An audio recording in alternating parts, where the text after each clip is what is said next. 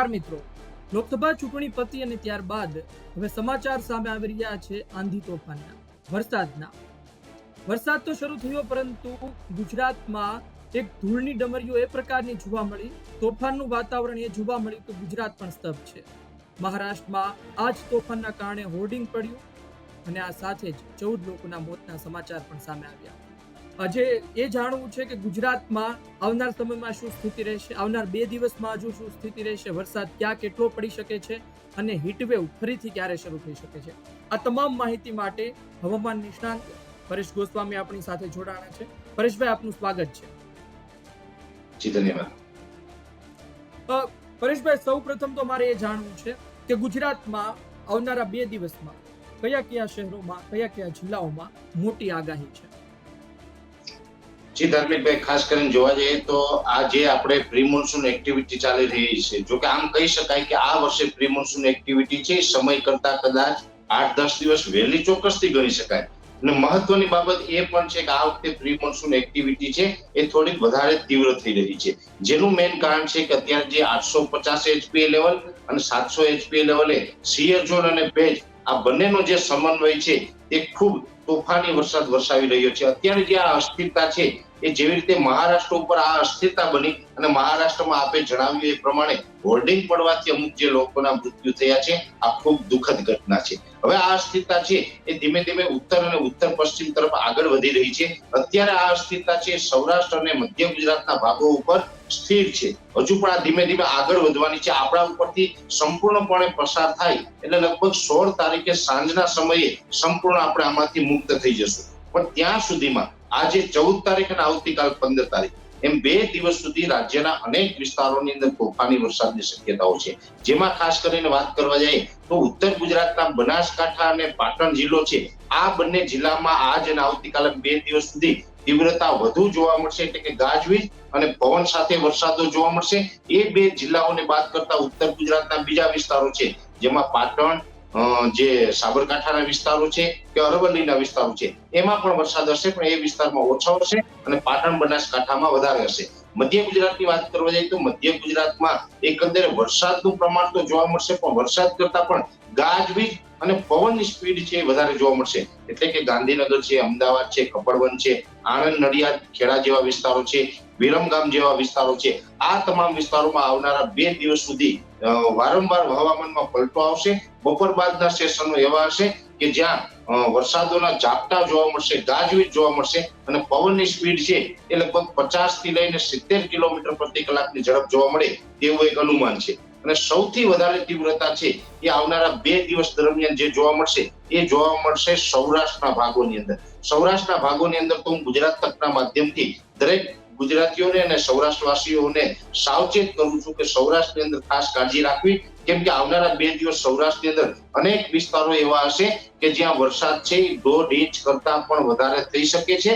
અને એ 1.5 ઇંચ વરસાદ છે એ પણ સામાન્ય રીતે નહીં, પણ ગાજવીજ અને અતિ તીવ્ર પવનો સાથે, કે જેમાં આપણે વેરી સિવિયર વિન્ડ કહી શકાય. વેરી સિવિયર વિન્ડ એટલે અસાધારણ પવનો અને ખૂબ પવનો સાથે આ વરસાદો પડે તેવી શક્યતાઓ છે. અને સૌરાષ્ટ્રની અંદર પણ ખાસ કરીને ગીર સોમનાથ, અમરેલી, જુનાગઢ, રાજકોટ, સુરેન્દ્રનગરના અમુક પાર્ટ, મોરબીના અમુક પાર્ટ અને દ્વારકા, જામનગર જેવા વિસ્તારો, આ તમામ વિસ્તારોની અંદર અતિ તીવ્રતા સાથે પ્રી મોન્સૂન એક્ટિવિટી હજી 2 દિવસ સુધી જોવા મળે તેવું અનુમાન છે. અને કચ્છની અંદર કચ્છનો રાપર તાલુકો અને એ સાથે જે કચ્છના દરિયાઈ કાંઠાના તમામ ભાગો છે એ તમામ ભાગોની અંદર પણ 2 દિવસ સુધી તીવ્ર પ્રી મોન્સૂન એક્ટિવિટી થશે. એટલે આમ જોવા જઈએ તો આજે મે મહિનાની અંદર જે તીવ્ર પ્રી મોન્સૂન એક્ટિવિટી હોય છે એ તીવ્ર પ્રી મોન્સૂન એક્ટિવિટીનો જે આ રાઉન્ડ છે એ 12 તારીખથી ચાલુ થઈ ગયો છે. હજુ 16 તારીખ સુધી આ પ્રી મોન્સૂન એક્ટિવિટી ચાલવાની છે. 16 તારીખ પછીથી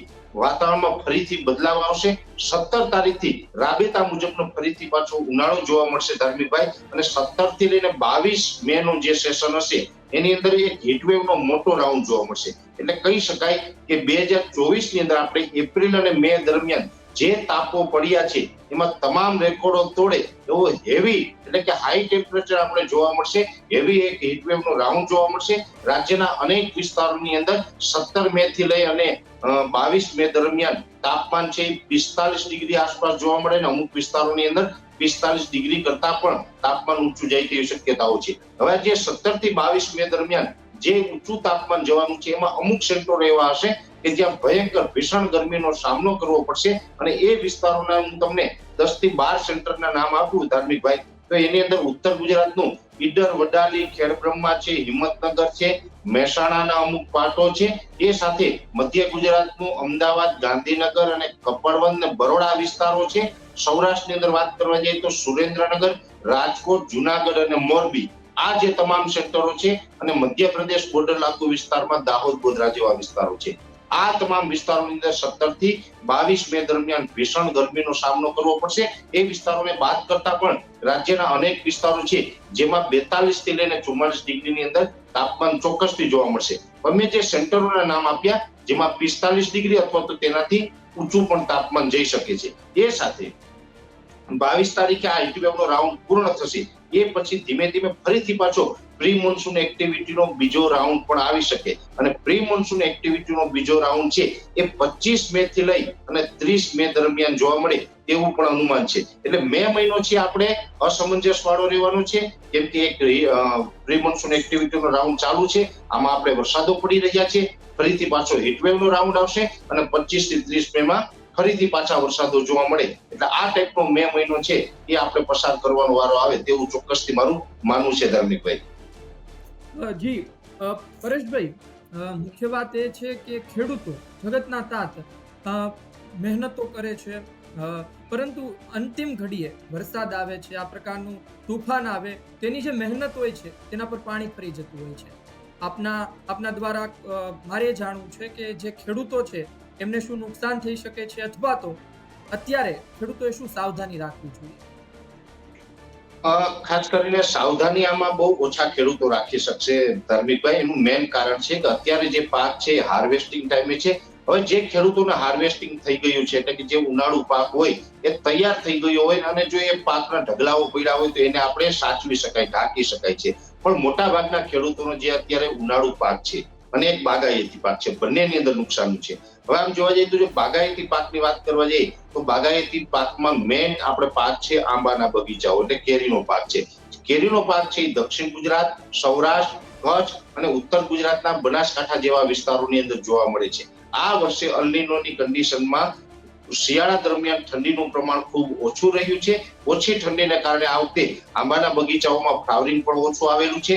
ઓછું ફ્લાવરિંગ છે એ તો એક પ્રકારે કુદરતી રીતે નુકસાની હતી, એમાં પણ પાછું કુદરતી આફતના રૂપે આ જે પ્રી મોન્સૂન એક્ટિવિટી થઈ રહી છે, આ એક્ટિવિટીમાં પણ પવન સાથે વરસાદો પડી રહ્યા છે, એટલે કેરીનો પાક છે એ ખરી પડે અને કેરીના પાકમાં આપણે નુકસાની જાય તેવી શક્યતાઓ છે. એટલે આ રીતે ધાર્મિકભાઈ કેરીના પાકને નુકસાની જશે. બીજી તરફ જે આપણે ફિલ્ડ ક્રોપ હોય છે, એટલે કે જે ઉનાળુ પાકની અંદર અડદ, મગ, તલ, સોયાબીન, મગફળી અને બાજરી જેવા પાકો છે, આ તમામ પાકોની અંદર પણ નુકસાની જશે. હવે જે અત્યારે આપણે સાવચેતીની વાત કરીએ તો જે પાક ઉભો છે, આ ઉભેલા પાકમાં ખેડૂતો છે એ કોઈ જ પ્રકારે એમાં સાવધાની રાખી શકતા નથી. નજર સમક્ષ પોતાનો પાક છે એ આ વરસાદમાં પલળે અને ખરાબ થઈએ એ નજર સમક્ષ જોયા સિવાય એની પાસે કોઈ વિકલ્પ હોતો નથી. એટલે બે રીતે નુકસાની છે બાગાયતી પાકમાં. કેરીના પાકને પણ નુકસાન જવાનું છે, અને જે આ માવઠાને કારણે અડદ, મગ, તલ, સોયાબીન, બાજરી અને મગફળી જેવા પાક છે, આ તમામ પાકોને નુકસાન જવા પામે તેવી શક્યતાઓ છે. હવે ધાર્મિકભાઈ મેઇન વસ્તુ એ છે કે જ્યારે પણ રાજ્યની અંદર કમોસમી વરસાદ પડે, અતિવૃષ્ટિ થાય કે વાવાઝોડું આવે, આ પરિસ્થિતિની અંદર 1968 નો એક કાયદો છે જેને એગ્રીકલ્ચર એક્ટ કહેવામાં આવે છે. આ એક્ટ મુજબ ઘણી બધી યોજનાઓ ચાલતી હોય છે, એ યોજના અંતર્ગત આપણે દરેક રાજ્યોની અંદર યોજના હોય, જેમાં આપણા ગુજરાતની અંદર મુખ્યમંત્રી કિસાન સહાય નામની એક યોજના ચાલે છે.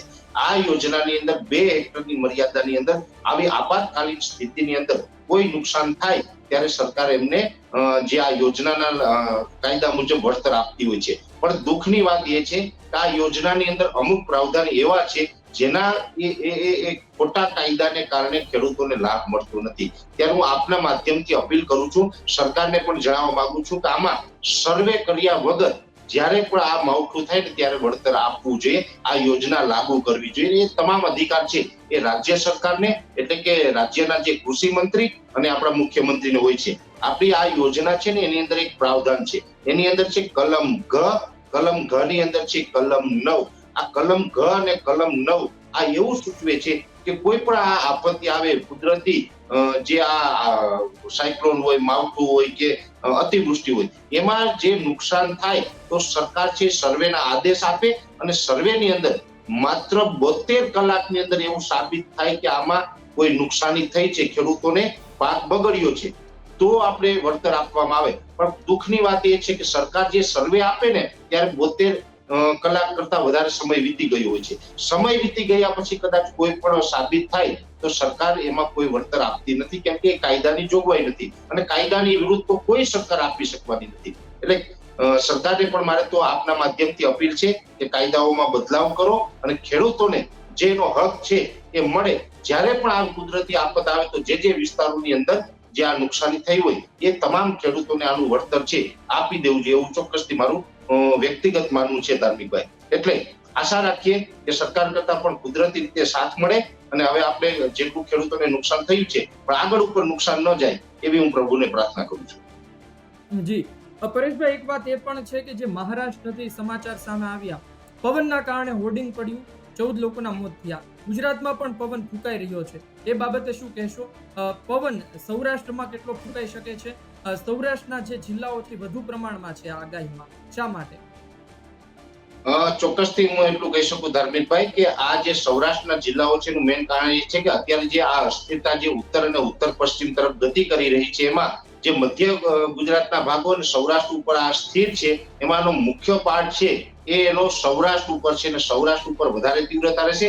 બીજા નંબરની અંદર આમાં થંડરસ્ટોર્મ એક્ટિવિટી થઈ રહી છે. થંડરસ્ટોર્મ એક્ટિવિટી જ્યારે થતી હોય ત્યારે ગાજવીજ અને પવનનું પ્રમાણ છે વધારે રહેતું હોય છે, એટલે ખૂબ અતિ પવનો ફૂંકાશે. એટલે આ તો પેલા હું આપના માધ્યમથી એ દરેક લોકોને સાવધાન કરવા માંગુ છું કે જ્યારે પણ આ વરસાદ પડતો હોય છે ત્યારે બિનજરૂરી બહાર ન નીકળવું, ખાસ કરીને ખુલ્લા વાહનની અંદર અને પગે ચાલતા ન નીકળવું, કેમ કે આ પરિસ્થિતિની અંદર છાપરાઓ ઉડે છે, વૃક્ષો ધરાશાયી થાય, અતિ પવનને કારણે વૃક્ષોની ડાળીઓ પડતી હોય છે એટલે જાનહાનિ થવાની શક્યતા હોય. એટલે ખુલ્લામાં અથવા તો બિનજરૂરી બહાર ન નીકળવું. અને પવનની સ્પીડ છે એ ખાસ કરીને સૌરાષ્ટ્રની અંદર વરસાદ દરમિયાન જ્યારે પણ વરસાદ પડતો હશે ત્યારે મિનિમમ પવનની સ્પીડ છે એ 55 થી લઈ અને 70-75 કિલોમીટર પ્રતિ કલાકની ઝડપ જોવા મળે એવું એક અનુમાન છે. એટલે આટલી ઝડપે ધાર્મિકભાઈ પવનો છે એ ફૂંકાતા હોય છે. એટલે આ પવનો દરમિયાન નાગરિકોએ બિનજરૂરી ખાસ કરીને બહાર ન નીકળવું,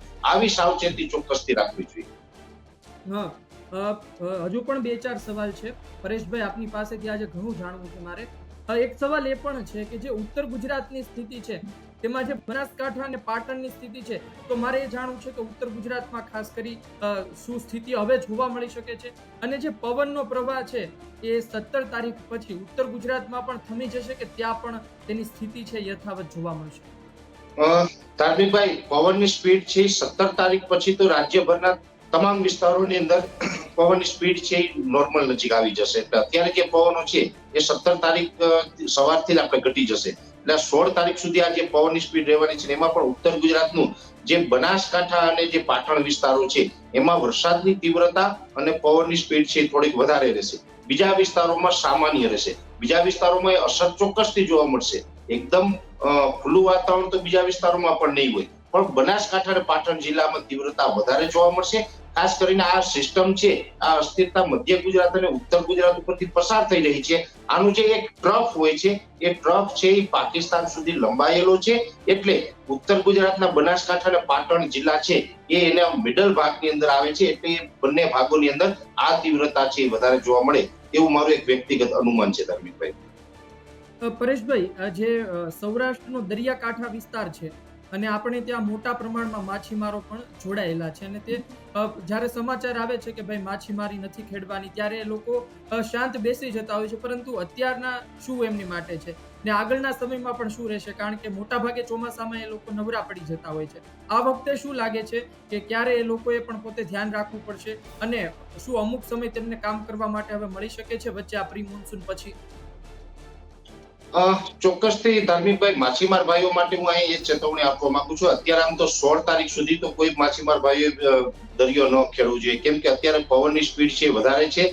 ઘણી જગ્યાએ ઊંચા મોજા પણ ઉછળતા હોય છે અને આ તોફાનોમાં દુર્ઘટના બનવાના ચાન્સ હોય છે. એટલે 16 તારીખ સુધી દરિયો ન ખેડવો. 17 તારીખ થી લઈ અને 25 તારીખ સુધીનું જે સેશન હશે એ દરિયો ખેડવા માટે અનુકૂળ હશે. એટલે કે દરિયાઈ હવામાન છે એમાં અસ્થિરતા બહુ નહીં હોય.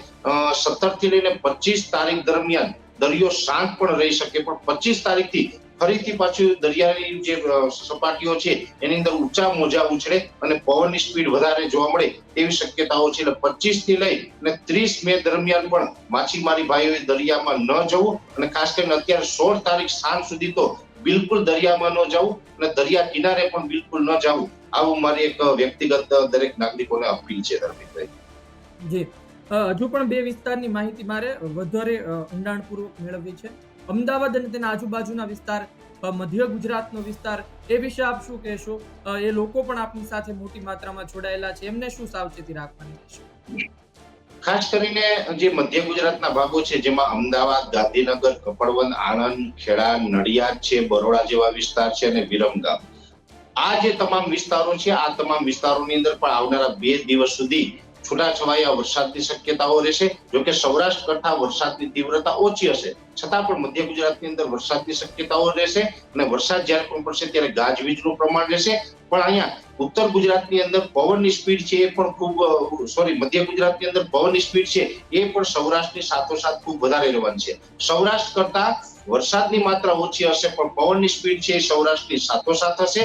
ખાસ કરીને પવનની સ્પીડ છે એ લગભગ 50 થી લઈને 70 કિલોમીટર પ્રતિ કલાકની ઝડપે પવન ફૂંકાય તેવી શક્યતાઓ રહેશે. એમાં પણ ખાસ કરીને મધ્ય ગુજરાતની અંદર બપોર પછીના જે સેશનો હશે, એટલે કે 2 વાગ્યાથી લઈ અને મોડી રાત સુધીના સેશન, આજ અને આવતીકાલ એમ 2 દિવસ સુધી બપોર પછીના સેશનો હશે, એમાં વધારે પવન ફૂંકાય તેવું એક અનુમાન છે. એટલે મધ્ય ગુજરાતના પણ મોટા ભાગના વિસ્તારો એવા છે કે જેની સાવચેતી રાખવી, ખાસ કરીને ખુલ્લા વાહનોમાં બહાર ન નીકળવું, આવી મારી સલાહ રહેશે. આપે પહેલા પણ કહ્યું કે મધ્ય ગુજરાત, ત્યારબાદ આપણે દક્ષિણ ગુજરાતની વાત કરીએ તો ત્યાં મધ્યપ્રદેશ, રાજસ્થાન, મહારાષ્ટ્રની બોર્ડર અડે છે આપણા દક્ષિણ ગુજરાતના ઘણા ખરા વિસ્તારોમાં. ને મહારાષ્ટ્રથી તો આપે કહ્યું કે ભાઈ ઘણી ખરી અસર જોવા મળી રહી છે. છોટા ઉદેપુર છે, નર્મદા છે, ત્યાં તો અસર અત્યારથી જ શરૂ થઈ ગઈ છે. તો આ વિસ્તારો વિશે શું કહેશો? આમ જોવા જઈએ તો આજે 14 મે છે ને, આજે સાંજ સુધી આ તમામ વિસ્તારોની અંદર જેમાં છોટાઉદેપુર, રાજપીપળા છે, અથવા તો સુરત, વલસાડ, વાપી, બારડોલી, બિલીમોરા, ડાંગ, આહવા, આ જે તમામ વિસ્તારો છે દક્ષિણ ગુજરાત એટલે કે મધ્ય પ્રદેશ અને મહારાષ્ટ્ર બોર્ડર લાગુ વિસ્તારો છે, આ તમામ વિસ્તારોની અંદર આ સાંજ સુધી વરસાદની તીવ્રતા અને થોડુંક તોફાનો છે એ જોવા મળે તેવી શક્યતાઓ છે. આવતીકાલે વહેલી સવારથી આ તમામ, અથવા આવતીકાલે વહેલી સવાર અથવા આજ મોડી રાતથી આ જે તમામ વિસ્તારો છે દક્ષિણ ગુજરાતના, મધ્યપ્રદેશ અને મહારાષ્ટ્ર બોર્ડર લાગુ વિસ્તારો છે એમાં તીવ્રતા ઘટી જશે અને આ અસ્થિરતાના અસરમાંથી આ વિસ્તારો છે મુક્ત થઈ જશે. એટલે એ વિસ્તારો માટે વહેલી મુક્તિના ચાન્સ છે, એટલે એ વિસ્તારો માટે સારા સમાચાર અત્યારે આપણે ગણી શકાય. પરેશભાઈ, મારે આપને છેલ્લો સવાલ એ પૂછવો છે. આપ ઊંડાણપૂર્વક તેનો જવાબ આપશો અને આપનું અનુમાન, વર્ષોનું જે અનુમાન છે આપનું, એ તમામ અમારી સાથે શેર કરશો કે આ વખતેનું ચોમાસું તમને કેવું બતાવી રહ્યું છે. આ વખતેના ચોમાસામાં શું મુશ્કેલી પડી શકે છે? આ વખતેના ચોમાસામાં ગુજરાતના ડેમ કેવા જોવા મળશે? આ વખતેના ચોમાસામાં ખેડૂતની સ્થિતિ શું જોવા મળશે? અને આ વખતેના ચોમાસામાં જે સિટી વિસ્તાર છે ત્યાં પણ શું અસર જોવા મળી શકે?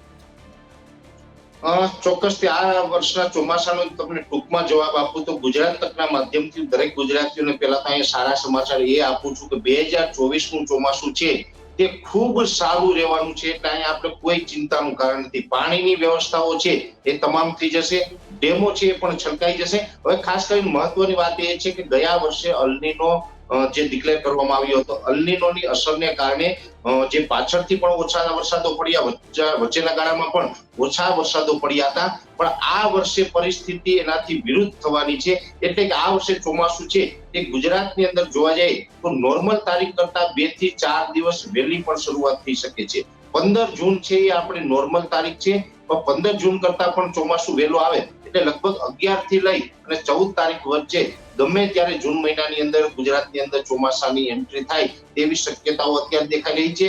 જેમાં ખાસ કરીને બંગાળની ખાડી, હિન્દ મહાસાગર અને અરબ સાગરના તમામ ભાગો છે એ ચોમાસાને ઝડપથી આગળ વધવા માટે ફેવરેબલ છે. એટલા માટે ચોમાસું વહેલું આવી જશે અને ચોમાસા દરમિયાન આ વર્ષે ખૂબ વધારે વરસાદો જોવા મળે તેવી શક્યતાઓ છે.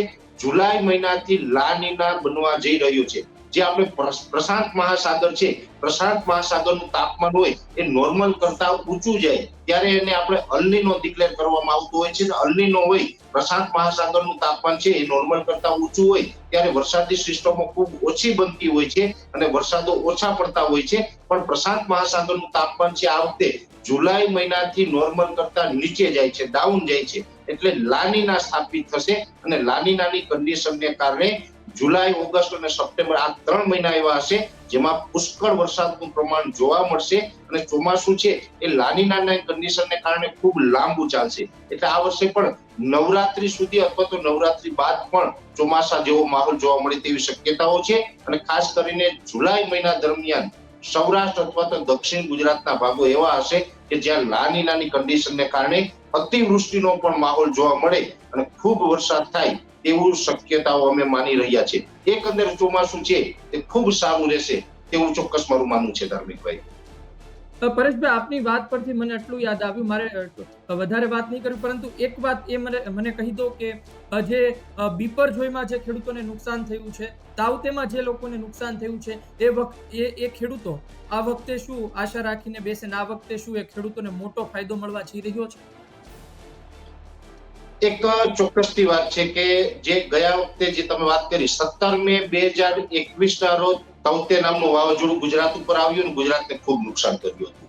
એ પછી ગયા વર્ષની વાત કરવા જઈએ તો 15 જૂન 2023 રોજ કચ્છ ઉપર સાયક્લોન બિપરજોય છે એ લેન્ડફોલ થયું અને રાજ્યના અનેક વિસ્તારોને પ્રભાવિત કર્યા જેમાં નુકસાન થયું હતું. આ વર્ષની વાત કરવા જઈએ તો આ વર્ષના અંતમાં એટલે કે આ મહિનાના અંતમાં મે મહિનાના અંતમાં કદાચ બંગાળની ખાડીની અંદર એક કમજોર સાયક્લોન બને તેવી શક્યતાઓ છે. જો કે બંગાળની ખાડીની અંદર સાયક્લોન બને તો એ ડાયરેક્ટ ગુજરાત ઉપર હિટ ન કરે. એટલે બંગાળની ખાડીના સાયક્લોનથી ગુજરાતને કોઈ ખતરો નથી પણ દેશના અન્ય વિસ્તારોને કદાચ પ્રભાવિત કરી શકે છે. હવે વાત છે ગુજરાત ઉપર સાયક્લોન, તો અત્યારની કન્ડિશન પ્રમાણે જોવા જઈએ તો હાલમાં મે મહિના દરમિયાન હજી કોઈ અરબી સમુદ્રમાં કોઈ સાયક્લોન બને તેવી શક્યતાઓ નથી. કદાચ મે મહિના પછી એટલે કે જૂન મહિનાની 1 તારીખ આસપાસથી જો અરબી સમુદ્રમાં કોઈ સાયક્લોન બનશે તો ગુજરાત ઉપર ખતરો ગણાશે. પણ અત્યારે જે તાપમાન અને બીજા જે પરિબળો છે એ એવું સૂચવી રહ્યા છે કે અરબી સમુદ્રમાં કદાચ સાયક્લોન બનશે તો ડાયરેક્ટ ગુજરાત ઉપર લેન્ડફોલ ન પણ થાય અને ગુજરાતની બાજુમાંથી પસાર થઈ જાય એવા ચાન્સ વધારે રહેશે. જોકે સાયક્લોન બને પછી વિશેષ આપણે ખબર પડે કે આનો એક્ઝેક્ટ ટ્રેક કયો હશે. એટલે અત્યારથી ટ્રેક વિશે કેવું અઘરું રહેશે.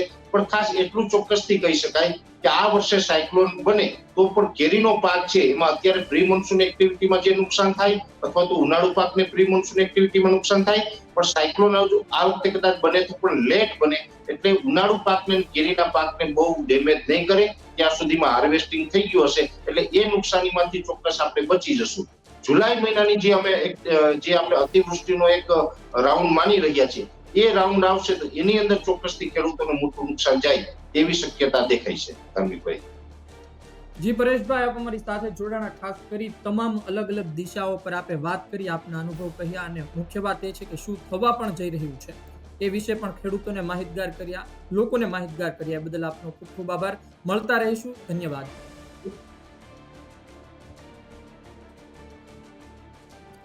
તો આ હતા પરેશ ગોસ્વામી, પોતે હવામાન નિષ્ણાત છે અને તેમની વાતને લઈને આજે એ વસ્તુ સ્પષ્ટ થઈ ગઈ છે કે જે કેરીના ચાહકો છે, જે કેરીને લઈને વાત કરતા રહે છે, તેને બહુ ગભરાવાની જરૂર નથી.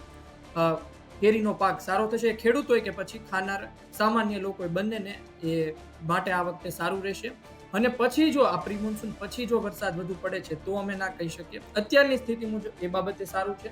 ચોમાસું સારું રહેશે, ચોમાસું સારું રહેશે, સૌથી મોટી વાત છે. ચોમાસું પણ આ વખતે સારું રહેશે. અત્યારથી અસર જોવા મળી ચૂકી છે.